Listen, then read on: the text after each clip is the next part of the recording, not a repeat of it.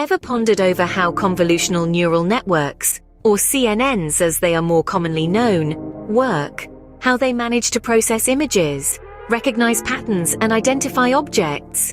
Well, buckle up for an intriguing journey into the world of CNNs that's about to demystify all these questions. CNNs, much like traditional neural networks, comprise layers of interconnected neurons. These layers can be broadly classified into three types. The first is the input layer, representing our input data, usually in the form of an image with pixel values. Next comes the convolutional layer, the heart of a CNN. This layer applies convolutional operations to the input data, helping to detect various features and patterns. Each neuron here connects to a small region of the input, known as a receptive field. Then we have the pooling layer. Its main job is to reduce the spatial dimensions of the feature maps generated by the convolutional layers. This in turn lessens the computational load and extracts the most crucial information. Lastly, the fully connected layer, a traditional neural network layer where every neuron connects to every neuron in the previous layer. Mostly used in the final layers of a CNN, these layers help in classification or regression tasks. Now, what's this convolution operation we mentioned earlier? It's a mathematical operation where a filter or kernel applies to the input image. This filter, a small matrix, slides across the input image, element-wise multiplying and summing its values with the corresponding region in the input.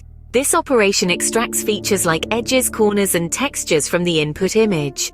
Multiple filters work in parallel to create multiple feature maps, each capturing different aspects of the input data.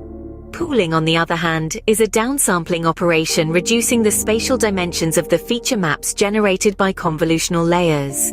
A common pooling operation is max pooling, which retains the maximum value within a small window, discarding the rest. This makes the network translation invariant, enabling it to recognize features regardless of their exact position in the input image. CNNs are structured in a hierarchical fashion, with multiple convolutional and pooling layers stacked on top of each other. Lower layers learn simple features like edges and gradients, while higher layers learn complex features and patterns. This structure allows the network to progressively learn and recognize more abstract and high-level features. So, how do we train a CNN? The process involves backpropagation and optimization algorithms like stochastic gradient descent. During training, the network's weights adjust to minimize a loss function that measures the difference between the predicted output and the actual target. This training process involves forward propagation and backward propagation iteratively. Finally, the output layer of a CNN is where the results of all these operations come together to give a final prediction. CNNs have found success in a wide range of applications, from image and video processing to natural language processing and more. Their ability to automatically and adaptively learn spatial hierarchies of features makes them one of the most powerful tools in AI. In a nutshell, CNNs are all about layers and operations. From the input layer to the convolutional layer, pooling layer, and fully connected layer, each has a significant role to play. Convolution and pooling operations help extract and recognize features, while the hierarchical structure allows for progressive learning of complex patterns.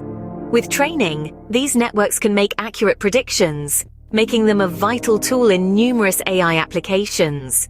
So the next time you marvel at an AI's ability to recognize an image or pattern, remember the CNN working behind the scenes.